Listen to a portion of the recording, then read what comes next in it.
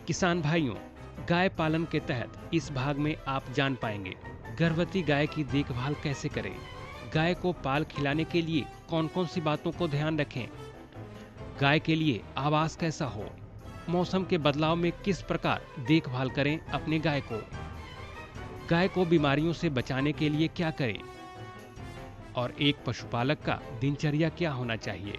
इन सभी बातों को हम बताएंगे अपने इस भाग में, जिसका नाम है गाय पालन भाग 2।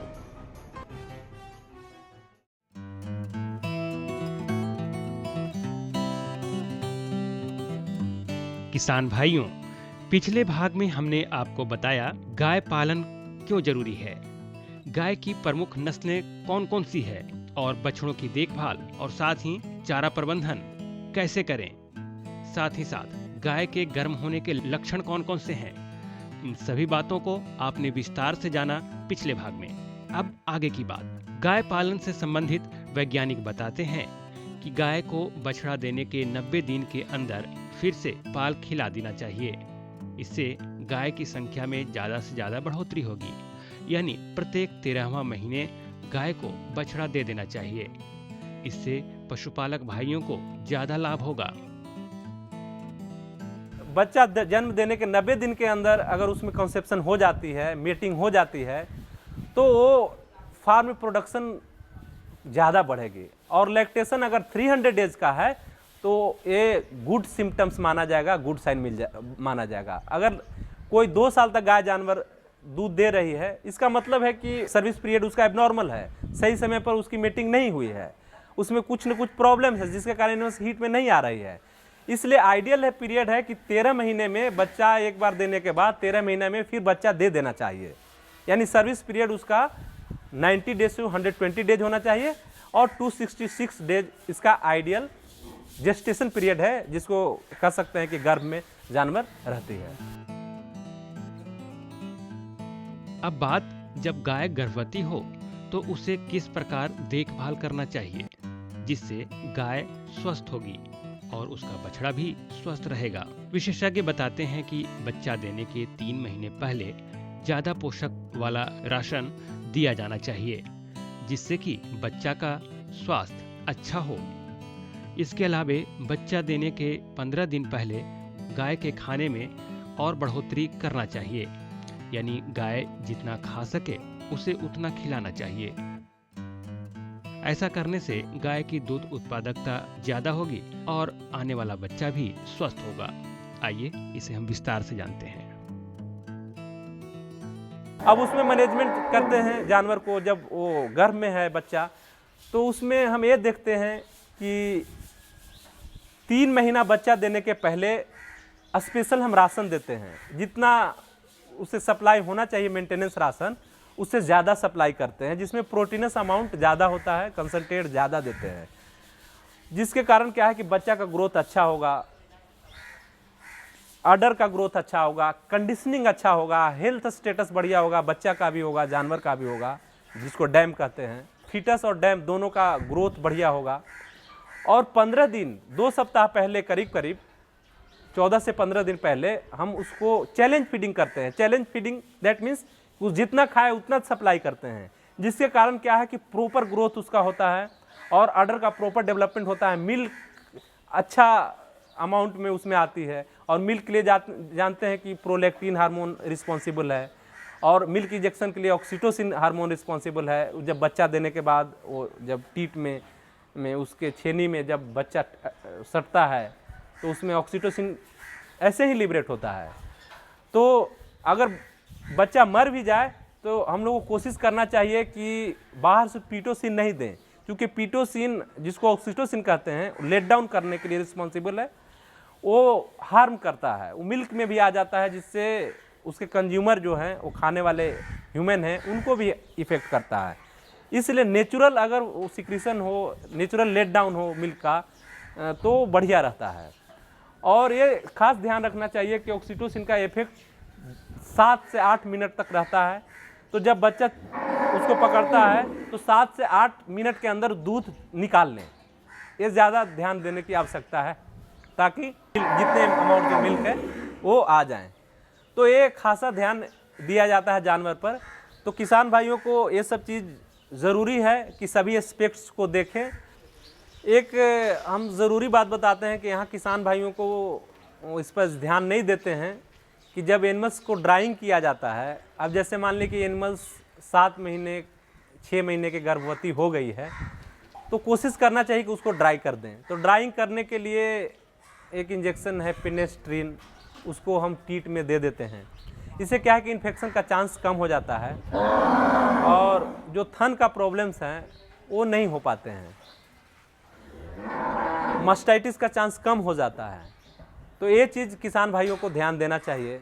और सीजनल जो फॉडर हैं उसकी सप्लाई करनी चाहिए, कंसंट्रेट पर ज़्यादा ध्यान देना चाहिए। और उसको जो हीट टॉलरेंस है गर्मी में या फिर कोल्ड स्ट्रोक है ठंडे में, उससे बचाव के लिए बोड़े लगाना, जो खास करके अभी अवेलेबल है, गांव लेवल पर भी अवेलेबल है, तो वो सब चीज़ हम प्रोवाइड करते हैं।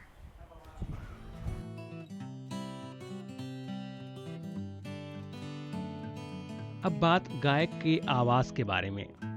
इसके लिए ऐसी जगह का चुनाव करें जहां पानी लगने की संभावना न हो, जिससे कि गाय को रोगों से बचाया जा सके। अगर आवास की बात करें तो गाय के लिए 2 तरह का आवास बना सकते हैं। एक खुला हुआ यानी सभी तरफ से हवादार खुला हो, और दूसरा हर तरफ से या चारों ओर से दीवार हो, जिससे ठंड में सर्द हवा से गाय बची रहे। इस तरह से बंद आवास में जर्सी नस्ल या फ्रीजियन नस्ल की गायों को रखा जाता है, क्योंकि उसे ज़्यादा देखभाल की ज़रूरत पड़ती है, जैसे पंखा लगाना, कूलर लगाना, नहाने के लिए नल की व्यवस्था आदि।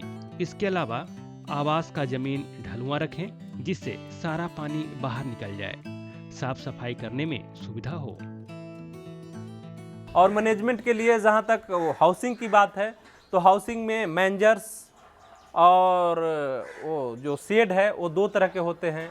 वो एक क्लोज हाउसिंग बोलते हैं, एक फ्री रेंज होता है और एक बार्न सिस्टम होता है। तो उसमें जिसको ओपन सिस्टम कहते हैं, तो फ्री रेंज में एनिमल्स को जनरली नहीं अब रखा जाता है, क्योंकि हाई इल्डर्स हैं, तो उसको प्रॉपर केयर किया जाता है।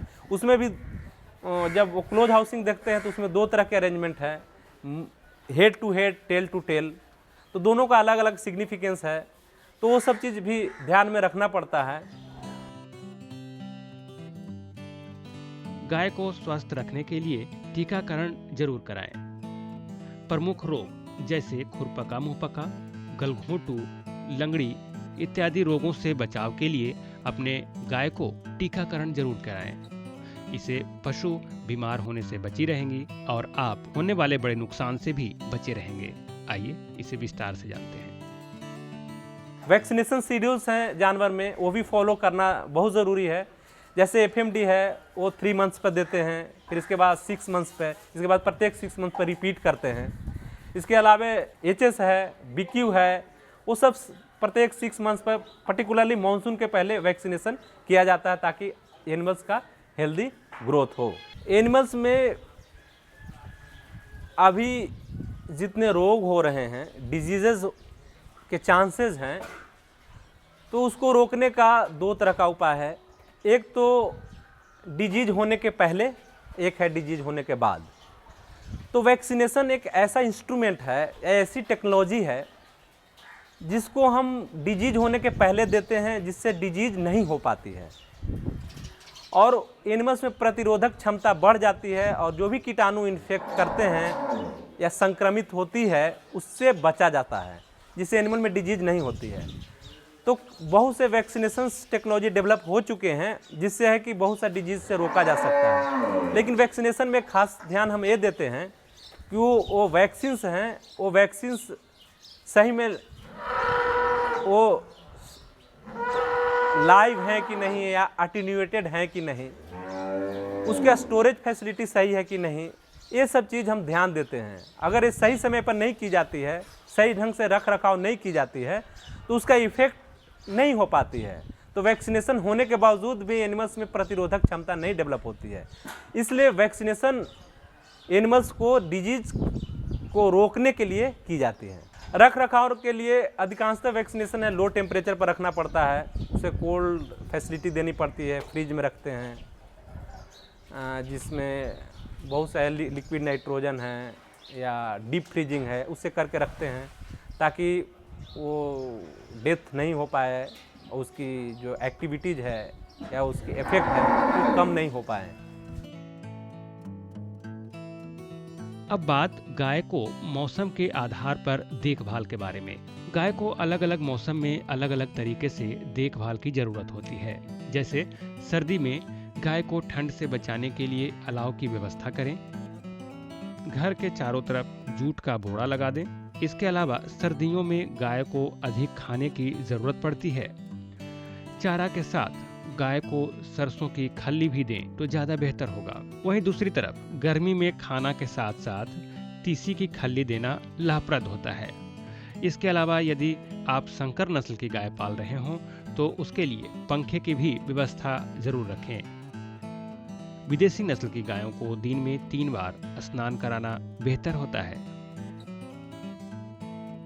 जाड़े के दिन में एनर्जी इंटेक जानवर में बढ़ जाती है। Energy intake in the sense कि इन्वायरमेंटल कंडीशन उतनी अच्छी नहीं होती है, इसलिए इन्वायरमेंटल स्ट्रेस को रोकने के लिए ज़रूरी है कि एक्स्ट्रा फीडिंग करें। तो हम उस समय सरसों खल्ली की अमाउंट बढ़ा देते हैं, उसमें हीट के लिए व्यवस्था करते हैं। गांव में तो लकड़ी जला करके ही व्यवस्था करते हैं, शहर में तो हीटर की व्यवस्था की जाती है ताकि इसका हीट लॉस जो हो रहा है इन्वायरमेंटल इफेक्ट के कारण वो रुक सके। तो एक्स्ट्रा फीडिंग भी ज़रूरी है, कंसंट्रेट का इंटेक भी उस समय ज़्यादा ज़रूरी है तो बढ़ जाती है। और ख़ासकर कंसंट्रेट में खल्ली, जिसको हम सरसों खल्ली पर्टिकुलरली कह रहे हैं, वो बढ़ा देते हैं। और गर्मी के दिनों में हम उसके जगह पर तीसी के खल्ली की अमाउंट बढ़ा देते हैं। तो ये सब इन्वायरमेंटल स्ट्रेस के मैनेजमेंट के लिए सही विधि है। साफ़ सफाई बहुत ज़रूरी है क्योंकि अधिकांशतः जो एनिमल्स में डिजीज हो रहे हैं वो सैनिटेशन अनहाइजेनिक के कारण हो रही है। तो उसको सैनिटेशन में हम ध्यान देते हैं कि डिफरेंट जो सैनिटेशन एजेंट हैं उसका यूज़ करें और KMN4 से धुलाई करें ताकि जानवर को कोई दिक्कत नहीं हो। DDT से भी धुलाई कर सकते हैं। फिर बहुत सॉप्स हैं, वो सब डिटर्जेंट्स हैं, उनसे भी धुलाई की जाती है ताकि एनिमल्स में कोई डिजीज नहीं हो। थन का प्रॉब्लम्स सबसे ज़्यादा एनिमल्स में होते हैं, इसलिए थन का रख रखाव भी बहुत ज़रूरी है। और एनिमल्स को मिल्किंग के बाद तुरंत उसको बैठने नहीं देना चाहिए। बैठने नहीं देने के लिए ज़रूरी है कि उसमें को ग्रीन पाउडर एनिमल्स को दें ताकि एनिमल्स कम से कम 10-15 मिनट आधा घंटा खड़ा रहे खाने के वजह से। तो एनिमल्स बैठेगा नहीं तो उसमें जो कॉन्टामिनेशन है खास करके वाटर से या सॉइल से वो कम हो जाती है। किसान भाइयों, तो ये हुई बात गाय पालन के लिए जरूरी प्रमुख बातों की। अब हम आपको एक दिनचर्या बता रहे हैं। सुबह उठने से लेकर सोने तक गाय को किस प्रकार से देखभाल करनी चाहिए। हमारे विशेषज्ञ बता रहे हैं कि सुबह उठते ही गाय को जाकर देखें कि उससे कोई दिक्कत तो नहीं। फिर उसे खाने के लिए चारा दें। चारा देने के बाद गाय और आवास दोनों की अच्छी तरह सफाई करें। फिर गाय से दूध निकालें। दूध निकालते समय इस बात का ख्याल रखें कि गाय का थन अच्छी तरह से साफ किया गया हो। साथ ही साथ खाने के लिए भोजन दें जिससे दूध दूहने के तुरंत बाद गाय जमीन पर न बैठे। साथ ही साथ इस बात का भी ख्याल रखें कि गाय के साथ साथ अन्य पशुओं को भी चावल और खड़ी गेहूं खाने के लिए कभी न दें। आइए इसे जानते हैं अपने विशेषज्ञ से। पशुपालक के लिए पशु ही उसकी धन है, इसीलिए इसको पशुधन ही कहते हैं। तो पशु को धन मानते हुए उस पर प्रॉपर केयर और प्रॉपर अटेंशन देने की ज़रूरी है। जानवर को सुबह उठते ही उसको देखना चाहिए कि क्या इसमें प्रॉब्लम्स है। अगर पागुर वो नहीं कर रही है, रूमिनेशन नहीं कर रही है, तो सबसे फर्स्ट सिम्टम हम देखेंगे कि रूमिनेशन नहीं कर रही है तो कुछ ना कुछ प्रॉब्लम्स है जानवर में। चाहे उसको बुखार हो सकता है या इंटरनल कोई पैरासाइटिक लोड है या इन्फेक्शंस हैं। तो पैरासाइटिक लोड के लिए सीजनल आइवरमेक्टिन हम देते हैं ताकि डिवर्मिंग हो सके। और सुबह से जब हम देखते हैं तो उसको भोजन दें, इसके बाद सफाई करें। और टीट को जब दूध दूहने लगें तो उसके पहले टीट की सफाई ज़रूरी है, खास करके केम इन्फो सोल्यूशन से हम लोग करते हैं, या वो मस्टर्ड ऑयल है उससे भी ये करते हैं टीट को, ताकि वो मिल्किंग बढ़िया हो। उसके बाद वही जो बताया अभी इसके पहले भी कि ग्रीन फॉर्म सप्लाई हो या कंसनट्रेट दे, ताकि आधा घंटा तक एनिमल्स कम से कम खड़ा हो, बच्चे को उसके से दूर कर दें। फिर इसके बाद वो जो भोजन का शेड्यूल है उसी तरह से मेंटेन रहना चाहिए कि प्रत्येक 2.5 kg पर कम से कम 1 kg कंसनट्रेट दें, गुड क्वालिटी का कंसनट्रेट दें। ज़्यादा चावल देना नहीं चाहिए, गेहूँ ज़्यादा से ज़्यादा नहीं दें, क्योंकि लोग समझते हैं कि हम लोग को गेहूँ चावल से फ़ायदा हो रहा है तो जानवर को भी फ़ायदा होता है। ऐसा नहीं है, उसका मेटाबॉलिज्म, उसकी फिजियोलॉजी अलग है, इसलिए उसकी जो ज़रूरी है रफेज कंसनट्रेट तो उसी तरह से फीड शेड्यूल मेंटेन करना चाहिए। गर्मी के दिन है तो उसके लिए छाया की व्यवस्था होनी चाहिए, ग्रासेज रखें, उसको स्प्रिंकलिंग ऑफ वाटर वो 2-3 टाइम करें, खास करके क्रॉस ब्रीड है तो। और ठंडे के दिन में उसको में आग जला कर रखें, वो फायर बहुत अच्छा अरेंजमेंट है, और उसको हमेशा ढक कर रखें। ये सब प्रॉपर मैनेजमेंट है। उसी तरह से काफ को भी प्रॉपर केयर देने की ज़रूरी है, और कम से कम 3 महीने तक तो ज़्यादातर काफ को वो देने की आवश्यकता है। तो दिनचर्या में सब फॉलो करना चाहिए, क्योंकि पशुधन ही किसानों के लिए धन है। इसलिए पशुधन की समृद्धि किसानों की समृद्धि देश की समृद्धि है। क्योंकि करीब बताएं पहले ही कि अधिकांश पॉपुलेशन हम लोग को एग्रीकल्चर और एनिमल हस्बेंड्री में लगी हुई है। तो अगर उसकी समृद्धि होगी, अगर वो लोग एफ्लुएंट होंगे तो एक्चुअली देश की समृद्धि होगी, और हम अपने प्रोडक्ट्स को दूसरे देश में भेज सकते हैं, और उससे ज़्यादा से ज़्यादा हम अर्निंग ले सकते हैं। इसलिए क्रॉस ब्रीड जो डेवलप हुए हैं उससे हम लोगों को मिल्क प्रोडक्शन में काफ़ी सहायता मिली है, कि काफ़ी मिल्क बढ़ गई है। इसलिए cross breeding programme is really a nice program in our country, and it has made a royal role in production of milk in our country. So we are very much glad to the cross breeding program that has increased milk yield to the level that we have surpassed all the countries of the world, and we are the topmost producer of milk in the world. हमारे विशेषज्ञ आपको बता रहे थे कि एक गाय की दिनचर्या क्या होनी चाहिए, और अब जानते हैं एक पशुपालक भाई से कि उनका दिनचर्या क्या है। सुबह 3:30 बजे से भोर से हम लोग सभी ग्वाला आते हैं, और आकर और अपना सारी शेड साफ रहता है, सफाई करके और दाना दे करके और हम लोग दुहाई करते हैं।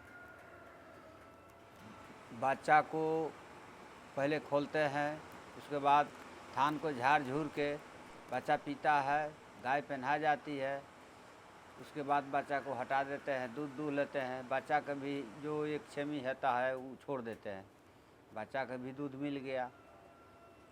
और खाना में देते हैं सुदान और भूसा दाना, सुपर सुधा देते हैं।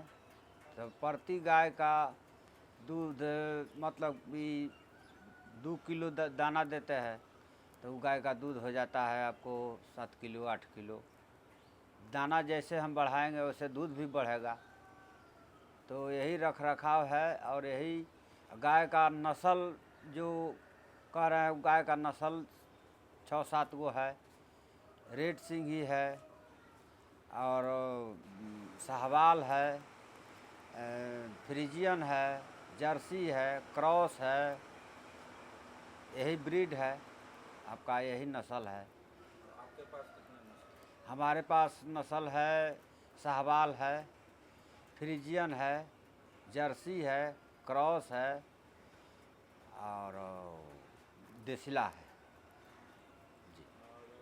दिन में चारा कितना बार देते हैं गाय को? चारा 2 बार देते हैं, एक बार सुबह, हाँ सुबह और फिर शाम में। बाहर चराने भी ले जाते हैं? हाँ, बाहर भी चराने के लिए हम लोग खोलते हैं, अपने जानवर खुलता है, चरता है। गर्मी के सीजन में फ्रीजियन जो होता है बहुत हाँफता है, इसलिए उस गाय को दिन भर में 3 बार धोना चाहिए और उसको ठंडे जगह पर रखना चाहिए। व्यवस्था है तो कूलर लगाइए, पंखा लगाइए, ठंडे जगह पर उसको रखने से और अच्छी भोजन देने से दूध का उत्पादन आपका ज़्यादा होगा। फ्रीजियन गाय सबसे दूध में उत्पादन में सबसे ज़्यादा है और गर्मी के दिन में चारों ओर से उसको ढाँक कर रखिए, लूह नहीं मारे, ऊपर से भी गर्मी नहीं आवे, उसको अच्छा से रख रखाव करके गर्मी में जानवर को रखा जाता है। अभी बरसात को जो सीज़न आ गया तो बरसात में थोड़ा सा भी धुलाई कम होता है, लेकिन फिर भी 2 बार धोना चाहिए और उस चारों ओर तरह तरह से उसको ढकिए के रखना चाहिए और उसमें भी समय समय से पंखा चलाना चाहिए। ज़्यादा मतलब कि ठंडा हो गया, बरसात होने लगा तो पंखा का ज़रूरत नहीं है, कूलर का ज़रूरत नहीं है। अगर गर्मी पड़ रहा है तो पंखा खोलिए, नहीं जब गर्मी है तो पंखा को बंद रखिए। ज़्यादा ठंडा का ज़रूरत नहीं, इसमें ठंडा का कम का ज़रूरत है। तो खाना में सूदान जो देते हैं हम लोग, सूदान को जब भी दीजिए तो पानी में खिलाइए, उसको सूखले मत खिलाइए। थोड़ा सा पानी में खिलाइएगा तो दूध आपका ठीक रहेगा और जाएगा। वो जो खींचा है उसको पानी में नहीं खिलाइए, जो टाइट हो गया है, कड़ा हो गया है, उसी को पानी में खिलाइए, लेकिन पानी में खिलाना अवश्य ज़रूरी है।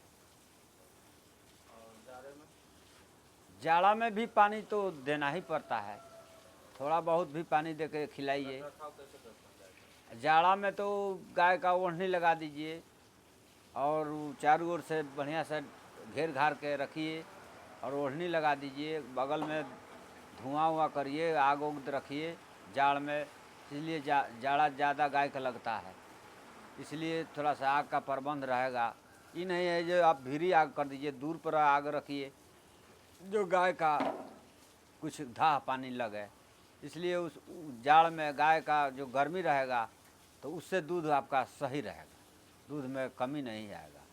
ठंडी हो जाएगा तो दूध को कमी हो जाएगा। जाड़ के दिन में जो गाय का जो लक्षण यही है, जो ठंडा लग गया तो उसको पहले है जो कान टोइए, तो ठंडी लग जाता है ज़्यादा तो कान पाला हो जाता है और उसके बाद उसको देह कांपने लगता है। समझिए जो उस गाय को ठंडा लग गया है तो उसको थोड़ा सा धुआं का दिखाव कीजिए, जमाइन का थोड़ा सा धुआं दीजिए, जो गाय का कुछ गर्मी आवे, गाय ठीक रहे। तो किसान भाइयों, गाय पालन विषय के तहत हमने प्रत्येक बिंदुओं पर बारीकी से चर्चा किया। हमें उम्मीद है कि आप इस तरीके से गाय पालन कर ज़्यादा से ज़्यादा उन्नति कर पाएंगे